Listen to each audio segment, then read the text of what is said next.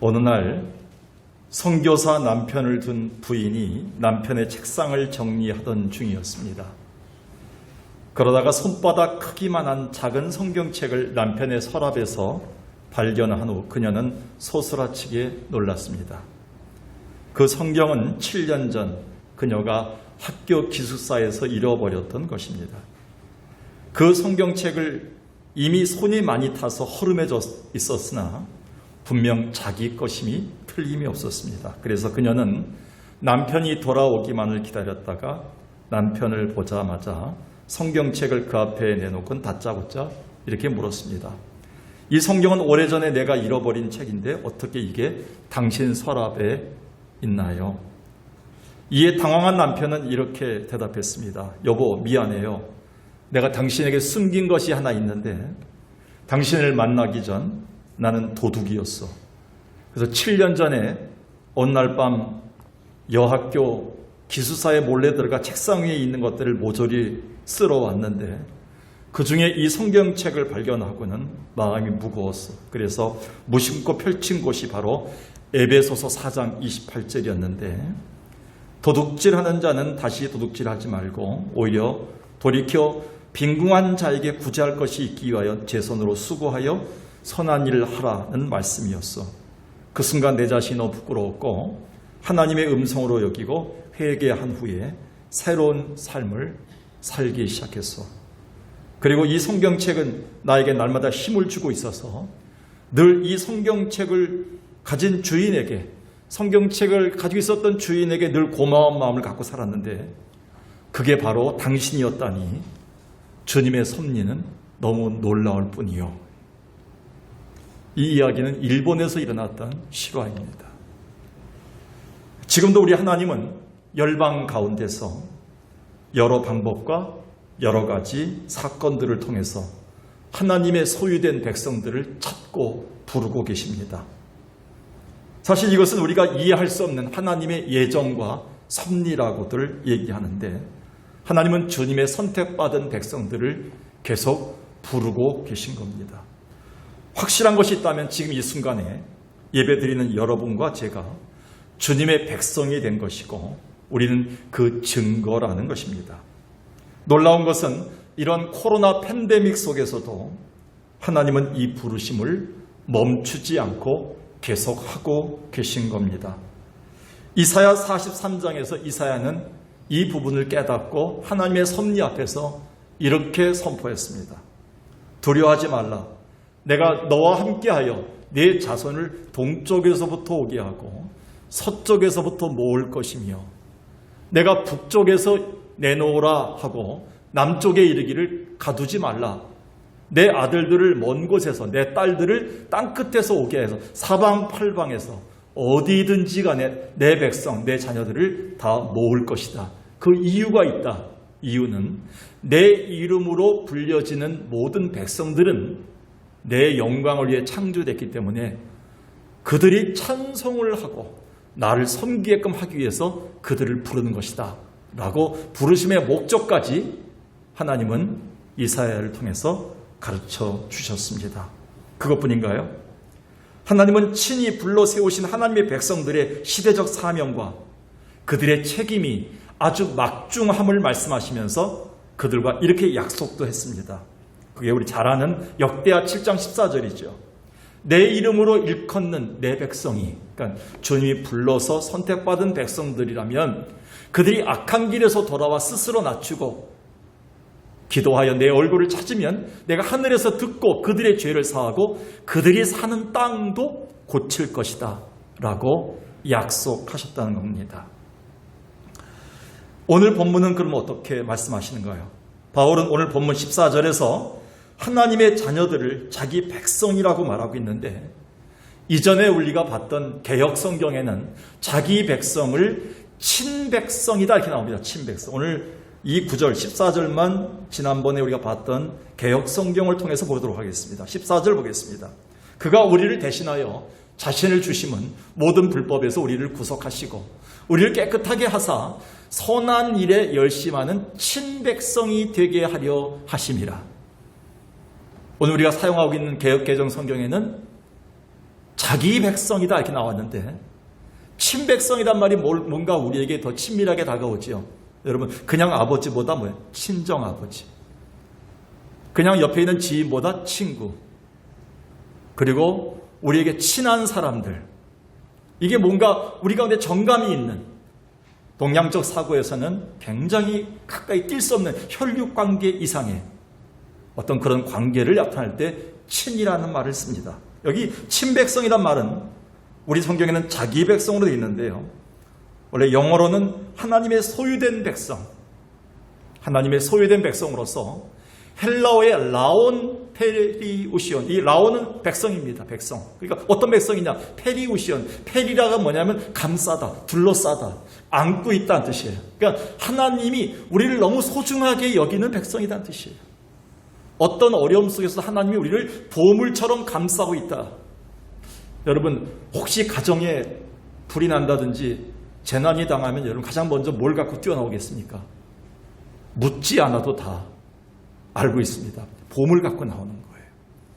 하나님이 여러분을요, 어떤 위기 속에서도 하나님이 여러분을 보물이기 때문에 감싸고 있다는 거예요. 할렐루야. 그 백성이 바로 뭐냐면 친백성이다. 하나님의 은혜와 긍휼로 살아가는 보물 같은 주의 자녀를 뜻할 때 바로 하나님의 친백성이다 이렇게 표현하고, 오늘 성경에서는 자기 백성이다 이렇게 쓰여 있다는 것이죠. 말라기 선지자는 이 부분을 이렇게 표현했습니다. 말라기 3장 17절에서 만군의 여호와가 이르노라, 내가 나의 정한 날에 그들로 나의 특별한 소유를 삼을 것이다. 사람이 자기 섬기는 아들을 아낀같이 내가 그들도 아낄 것이다. 하나님이 아끼는 백성이 뭐예요? 하나님의 특별한 소유다. 특별한 소유란 말이 히브리어에는 세굴라. 이 세구렐라라는 말은 특별한 보물입니다. 보물, 트레이저. 그러니까 하나님의 보물같이 여길 것이다 이렇게 얘기해요. 하나님이 아끼는 백성이 된다 이렇게 얘기했습니다. 즉 바울은 그레데 교회에 혼자 남아서 숱한 유대주의와 거짓 교사들과 싸우며 복음을 지키고 있는 디도를 향해서, 또한 그런 상황 아래서 힘들게 믿음을 지키고 있는 성도들을 향해서, 그리고 오늘 이 어려운 중에 예배 가운데 있는 여러분들을 하나님 보물처럼 친백성이라고 부르고 계시다는 겁니다. 이것이 바로 오늘 우리가 이런 위기 속에서도 친백성답게 살아야 될 이유라 할 수 있습니다. 오늘 본문 들어가서요. 그렇다면 이 세상에서 우리가 하나님의 친백성으로 산다는 것은 어떤 의미인가요? 첫 번째는요, 하나님의 은혜가 나를 통해 드러나는 삶을 말합니다. 여러분 아시나요? 우리 모두에게는 하나님의 백성이 되는 그 순간부터 하나님의 은혜가 이미 흐르고 있고요. 그리고 물씬 담겨져 있다는 사실을 기억하십시오. 그래서 하나님의 자녀된 자들은 매사에 조심해야 돼요. 왜냐하면 우리는 은혜를 담는 그릇이기 때문에 조심해서 다뤄야 됩니다. 곧 이 은혜는 우리 스스로 도무지 해결하지 못했던 절망적인 죄를 그 아들 예수 그리스도로 말미암아 친히 십자가상에서 담당케 하심으로 이 모든 죄를 사하시고 우리를 주님 자녀로 살게끔 하신 은혜입니다. 그래서 바울은 오늘 본문에서 우리가 구원받은 것은 오직 하나님의 은혜가 나타났기 때문에 구원받은 거고, 하나님의 은혜가 나타나 구원받은 우리는 우리의 삶을 통해서 말과 행동과 우리의 발걸음을 통해 뭐가 나타난다? 하나님의 은혜가 나타나고 흐르게 돼 있다 이렇게 말씀하고 있다는 거예요. 하나님의 백성의 첫 번째 특징은 친백성이란 하나님의 은혜가 드러나고 흐르는 백성이다 라고 말씀하셨다는 겁니다. 본문 11절과 14절을 다시 보겠습니다. 모든 사람에게 구원을 주신 하나님의 은혜가 나타나서 우리는 백성이 됐다는 거예요. 14절에 보니까요, 우리를 속량하시고 우리를 깨끗하게 하사 선한 일을 열심히 하는 자가 자기 백성이 되게 하려 하십니다. 이 자기 백성이 친백성으로 번역되어 있죠. 오늘 이 성경은 이것뿐인가요? 하나님의 교회 안에서나 성도들 속에서 이 은혜는 보여지고 나타나게 되어 있습니다. 사도행전 11장 21절 23절을 보겠습니다.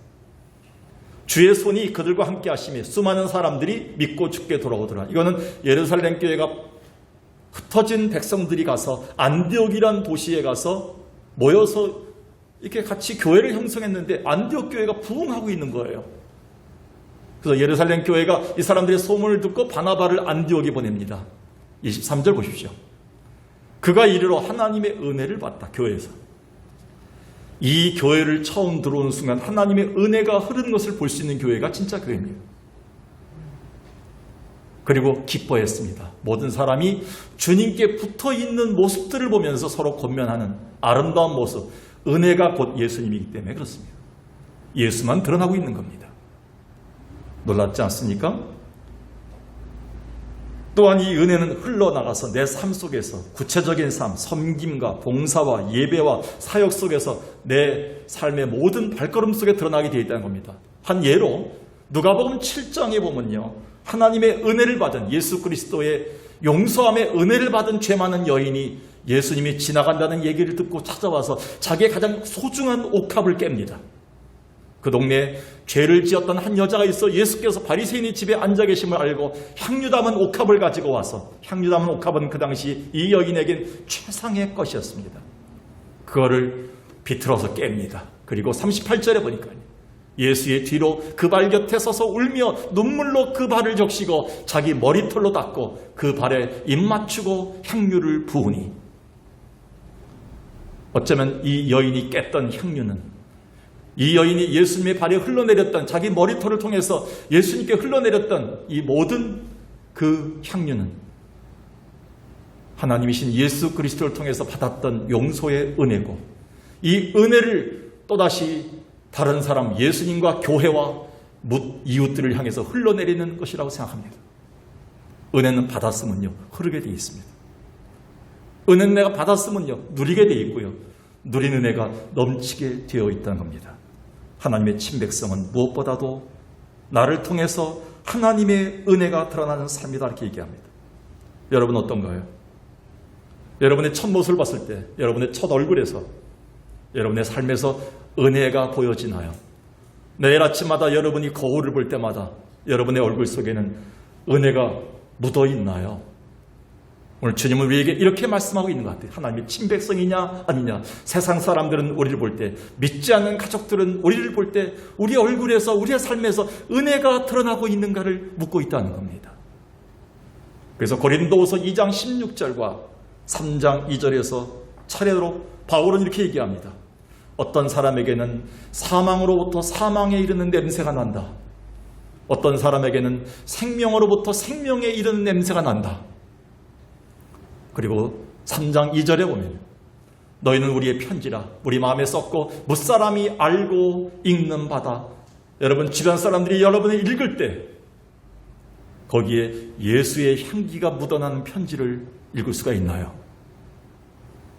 하나님의 친백성이냐 아니냐는 우리의 삶에 내가 받았던 은혜가 그대로 드러나고 있는가를 묻고 있습니다. 이것은 우리의 언어 생활에서 그대로 나타납니다. 바울은 에베소 교회를 향해서 에베소 4장 29절에 이렇게 얘기합니다. 무릇 더러운 말은 너 입 밖에도 내지 말라. 오직 덕을 세우는데 소용되는 대로 선한 말을 하여 듣는 자들에게 은혜를 끼치게 하라. 여러분, 선한 말이 뭔가요? 성경은 이렇게 해석합니다. 은혜를 끼치는 말이다. 똑같은 말을 들어도요, 은혜가 되는 말이 있습니다. 왜 너는 하나도 안 했느냐? 이 교회 들어오면 뭔가 이렇게 하나도 안 된다. 이 교회는 되는 게 없어. 이 교회 성도들은 왜 다 저래? 라고 말하는 것보다도 이 교회에서 내가 있으므로 이런 부분을 담당할 수 있지 않은가? 우리 아이가 이렇게 된 것은 우리가 조금 더 노력하면 되지 않는가에 대한 은혜를 끼치는 선한 말을 할 수 있도록 하나님 우리에게 이 은혜를 주시기 위해 은혜로 덮어주셨고 우리가 하는 말마다 은혜가 나오도록 우리에게 역사하고 계시다는 겁니다. 대서양을 최초 경비행기로 횡단한 사람이 찰스 린드버그입니다. 제가 이 자료를 보다 보니까요. 1927년 5월에 25살의 나이로 뉴욕에서 파리까지 이 대서양을 경비행기 하나, 저 비행기죠. 33시간 30분 만에 돌파했습니다. 근데 그 비행기에는요, 계기판이 없었어요. 기름이 얼마 남았느냐, 어떤 방향으로 가고 있느냐, 아무것도 볼 수 없는 비행기였어요. 1925년이었기 때문에. 그런데 33시간 30분 동안을 그는 비행해서요, 대서양을 횡단합니다. 유명인이 되었습니다. 날마다 그의 보도가 신문에 나왔습니다. 린드버그는 하루는 영국의 초청으로 런던을 방문하게 되었는데요. 이때 어느 담배 회사가 광고를 제안했어요. 런던에 도착할 때 수많은 사람들 앞에서 자사 담배 한 개피를 들고 포즈를 취해준다면 그 대가로 5만 불을 제공한다는 파격적 제안이었습니다. 그 당시에 5만 불은 엄청난 액수입니다. 그는 순간적으로 마음이 흔들렸지만 이내 단호하게 이렇게 거절했습니다. 저를 생각해줘서 고마운데 저는 세례 교인이며 예수를 믿는 사람으로 담배 광고는 절대 하지 않겠습니다. 그 당시만 해도 청교도 영향으로 성도들이 일체 술, 담배를 하지 않는 경건한 삶을 살았던 때입니다. 이러한 소식이 그 다음날 이렇게 일제히 보도되었습니다. 린드버그는 예수 믿는 것 때문에 5만 불짜리 담배 광고를 거절하였다. 그런데 이 일로 미국 전역에 있는 그리스도인들이 큰 감동을 받아서 린드버그를 위해서 모금운동을 벌였고 얼마 후 그에게는 성도들이 모금한 돈, 담배 회사 광고의 2배에 해당하는 10만 불이 전달되게 되었습니다.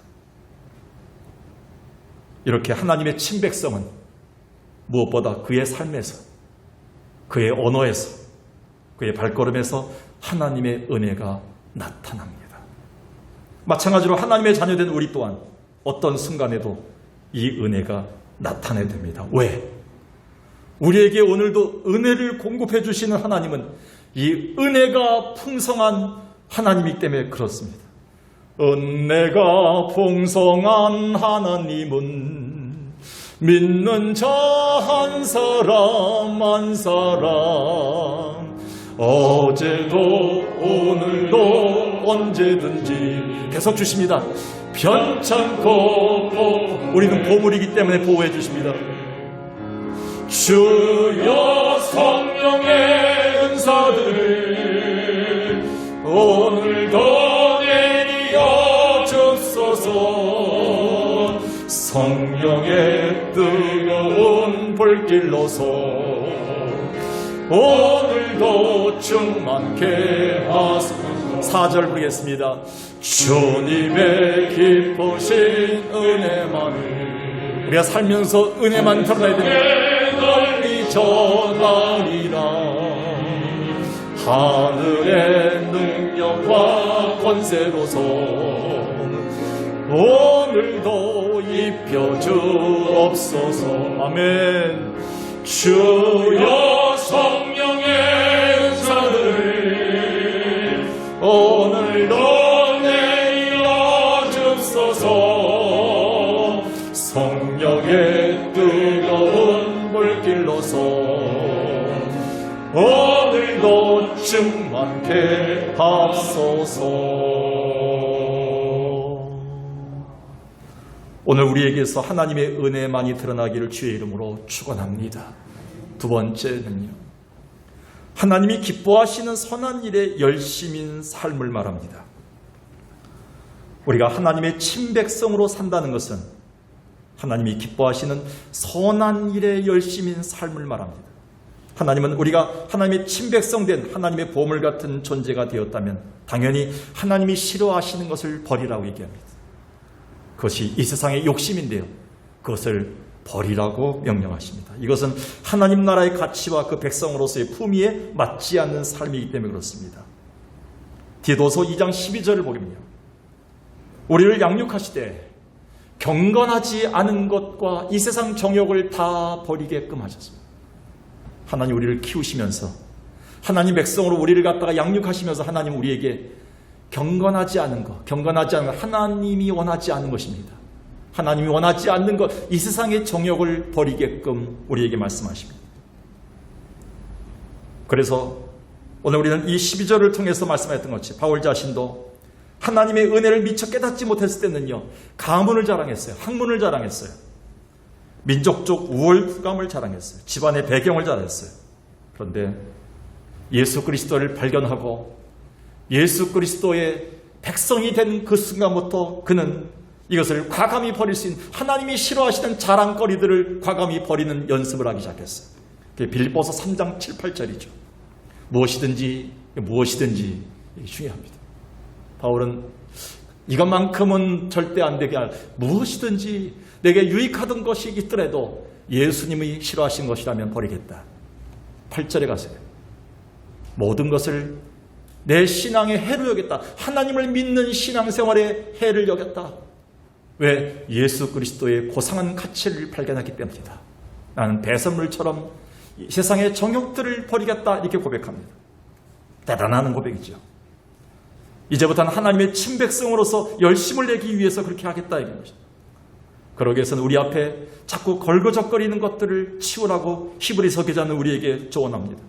히브리서 12장 1, 4절에 보니까 저 천국에 가면 지금도 나를 기다리고 있는 수많은 증인들이 구름같이 둘러서서 박수를 치면서 우리의 신앙생활을 격려하고 있는데 그들을 봐라. 그래서 우리는 천국에 가기 위해서 우리는 저 천국의 도성을 향해 가는 과정 속에서 무거운 것과 얽매기 쉬운 죄를 벗어버리는 훈솔을 해야 합니다. 여러분, 우리가 뛰면서요, 뒷박질하면서 자꾸 무겁고요, 걸그적거리는 게 있으면요, 뛰지 못해요. 우리는 완주할 수가 없습니다. 그것들을, 정욕적인 것들, 경건하지 못한 것들을 버리는 연습을 해야지만 선한 일에 열심인 하나님의 친백성이 될 수 있음을 우리는 기억해야 됩니다. 그래서 본문에서 바울은 14절에 선한 일을 열심히 하는 친백성이 되기 위해서는 세 가지 면에서 우리는 신경 써야 된다 그랬어요. 14절에 너희가 친백성이 되려 함이라 하면서 12절에 갑시다. 12절에 다시 보니까 우리를 양육하시되 경건치 않은 것과 이 세상 정욕들을 다 버리고 신중함과 의로움과 경건함으로 이 세상에 살아야 된다. 이 신중함이 뭡니까? 이전에 개혁 성경에는 이 신중함은 근신, 절제력이 나와 있습니다. 매사에 우리가 선한 것을 생각하고 행동하게 하는 절제력을 얘기합니다. 의로움이 뭡니까? 이 세상에 하나님의 뜻을 이루려는 모습들입니다. 경건함이 뭡니까? 하나님에 대한 우리의 올바른 태도를 말하고 있습니다. 우리가 하나님의 친백성이 되어 선한 일에 열심히 되기 위해서는 신중함과 의로움과 경건함의 요소가 필요하다. 그러기 위해서 우리는 이것 외에는 버리는 연습을 하라. 이렇게 적극적으로 우리에게 도전하고 있는 겁니다. 이 모습을 사도 야고보는 구체적으로 우리에게 이렇게 제시했습니다. 하나님 앞에서 정결하고 더러움이 없는 경건은 고아와 과부를 그 환난 중에 돌아보고 또 자기를 지켜 세속에 물들지 아니하는 그것이라. 이 두 가지 방향의 경건을 얘기했습니다. 하나는 자기 자신이 세속에 물들지 않게끔 자기를 지키는 연습, 경건의 연습이죠. 그리고 다른 사람들 봤을 때 나보다 더 어려운 이웃들을 돕고자 하는 마음들, 그 마음이 생길 때 우리는 선한 일에 열심인 삶이다 라고 강조한 거예요. 목사님, 선한 일에 열심인 게 과연 뭔가요? 성경은 구체적으로 나와 있습니다. 안으로는 내 자신이 하나님이 싫어하는 것을 버리는 연습이에요. 밖으로는 뭡니까? 나보다 어려운 이웃들을 보면서 돕고자 하는 마음이에요. 그게 하나님의 백성의 자연적인 삶의 원리라는 것이죠. 좀 더 구체적으로요. 바울은 이렇게 우리에게 얘기합니다. 바울은 갈라디아서 6장 9절 10절에서 이 세상에서 적극적이고 책임 있는 삶의 모습을 이렇게 우리한테 얘기하고 있습니다. 우리가 선을 행하되 낙심하지 말지니 포기하지 아니하면 때가 이름에 거두리라. 이 앞에 있는 선은 헬라어 칼로스입니다. 칼로스는 뭐냐면 윤리적인 선을 얘기합니다. 하나님 앞에서의 정결한 선을 얘기합니다. 우리가 하나님 앞에서 선을 행한다는 것은 뭡니까? 윤리적으로 깨끗해져야 돼요. 그리고 10절에 그러므로 우리는 기회 있는 대로 모든 이에게 선한 일을 하되, 이 뒤에 나오는 착한 선한 일은 뭐냐면 아가도스가 뭐냐면 깨끗함. 이 아가도스는 뭐냐면 사람들 속에서 주변 사람들, 이웃 사람들에게 나타나는 구별된 삶을 얘기합니다. 그리고 저들에게 돕고자 하는 착한 일을 얘기합니다. 오늘 우린 두 단어에서요, 하나님이 가장 원하시는 것, 하나님이 기뻐하시는 것이 선한 일임을 알 수 있어요. 내 자신을 향해서, 하나님을 향해서, 이웃들을 향해서 하나님이 기뻐하시는 것들을 향하려고 노력하는 자세, 그때 우리는 하나님의 친백성이 됐음을 우리는 증거해야 된다는 것이죠. 오늘 하나님이 기뻐하시는 선한 일에 열심히 하나님의 친백성으로 증거되길 주의 이름으로 간절히 축원합니다. 마지막 세 번째를 보겠습니다. 그렇다면 하나님의 친백성의 삶을 산다는 것은 어떤 모습인가요? 마지막 모습은 복되신 주님을 고대하는 소망을 품은 삶을 말합니다. 사람은 무엇을 기다리냐에 따라 그의 삶과 품격이 달라집니다. 혼인을 앞둔 신랑 신부는 자기의 마음과 몸을 곱게 단정하고 서로 기다립니다. 심지어는 고가를 호가하는 웨딩드레스와 턱시도를 입고라도 서로를 맞이하기 위해 단장을 합니다. 하물며 우리의 모든 것을 시원해 주시고 회복해 주실, 그래서 온전한 구원을 이루어 주실 예수 그리스도를 고대하고 사는 하나님의 친백성들이야말로 어떤 모습인가요? 바울은 그것을 이렇게 표현합니다. 13절에서 복되신 소망, 복스러운 소망이다. 여러분이 품고 있는 소망이 누가 보더라도, 또 여러분이 어디 갖다 내놔도 부끄럽지 않은 복스러운 소망인가요? 이 복스러운 소망이 뭐냐면 우리의 크신 하나님, 곧 예수 그리스도가 다시 이 땅에 오셔서, 다시 우리 가운데 오셔서 모든 것을 회복해 주실 예수의 재림을 마음에 품고 사는 소망이다, 이렇게 얘기했어요. 우리가 하나님의 친백성이 된다는 것은 복스러운 소망을 품고 사는 것인데, 곧 예수 그리스도를 고대하는 그 신앙을 말합니다. 이렇게 하나님의 친백성은 복된 소망을 품고 살기 때문에 복된 삶으로 연결될 수 있습니다. 그런데 오늘날 예수 그리스도를 믿음으로 하나님의 자녀된 하나님의 친백성들은 이 세상 안에서 소망을 보여주며 살아야 될 이유가 있는데도 불구하고 쉽게 소망을 보여주지 못합니다. 그리스도인들의 또 다른 별명이 뭡니까? 소망쟁이에요. 소망쟁이 영어로 호퍼, 소망을 주는 자입니다. 여러분, 무슨 권사, 무슨 장로, 무슨 목사에게 아니라 주님 오실 때는 소망쟁이 누구, 소망을 주는 누구라고 주님 우리에게 칭하고 싶으실 것입니다. 우리 이 땅에 사는 것 자체가 여러분의 가정과 여러분의 직장과 여러분이 속한 모든 곳에 소망을 주는 자로 살으라, 이렇게 얘기하십니다. 왜? 우리 안에는 모든 것을 해결해 주실 예수 그리스도가 있기 때문에. 과연 여러분은 주변에 소망을 주는 자인가요? 따라서 사도 베드로는 2000년 전 거의 절망에 빠졌던 교회와 성도들에게 이렇게 권면했습니다. 베드로전서 2장 9절 10절 너무나 잘 알고 있지요. 오직 너희는 택하신 족속이다, 왕같은 제사장들이다, 거룩한 나라다, 그의 소유된 백성이다, 이렇게 얘기합니다. 그 이유가 뭐냐? 너희를 어둠에서 불러내서 기이한 빛에 들어가게 하신 아름다운 그분의 아름다운 덕성, 그 복음을 전하게 하기 위해서, 그 선한 일을 위해서 너희를 불렀는데, 너희는 바로 택하신 족속이고 왕같은 제사장들이고 거룩한 나라인데 그의 소유된 백성인데, 한마디로 하나님의 친백성을 삼으셨다, 이렇게 말씀하는 겁니다.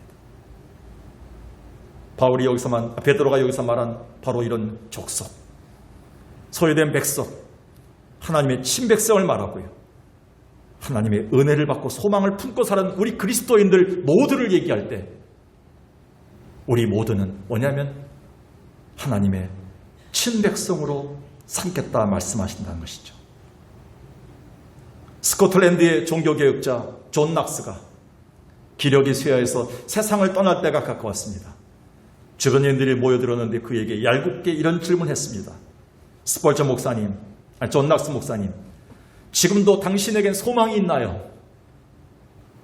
통치자들의 심한 박해 속에서도 지치지 않고 용감히 교회 계획을 단행했던 존 낙스였지만, 또한 그가 설교할 때마다 나무 둥지가 흔들릴 정도로 우렁찬 설교자였지만, 그 순간은 한마디 말도 내뱉기 힘들 정도로 모든 기운이 빠져나간 힘든 상태였던 그가, 모든 사람이 그 존 낙스가 어떤 말을 하는지 귀추를 주목했습니다.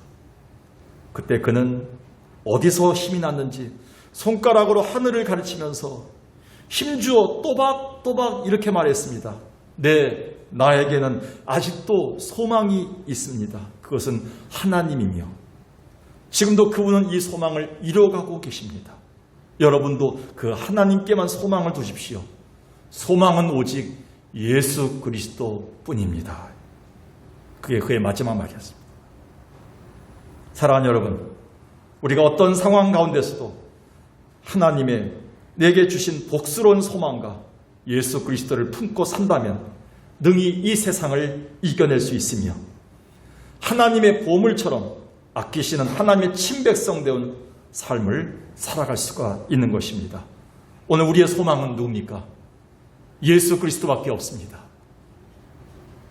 이 몸의 소망 무언가 우리 주 예수뿐일세.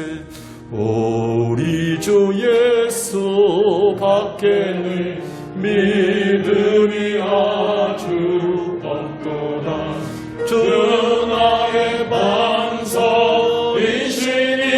그 위에 내가 서리라. 그 위에 내가 서리라. 2절까지만 보겠습니다. 무섭게 바람 부는 밤 물결이 높이. 지금 우리가 사는 세상이 이런 세상입니다. 그러나 은혜의 소망을 주님께 주십시오. 소망에 닿을 줄이라. 주 나의 반석이시니 그 위에 내가 서리라. 그 위에 내가 서리라. 오늘 복되신 주님을 고대하고 소망을 품음으로 하나님의 친백성이 되길 주의 이름으로 축원합니다.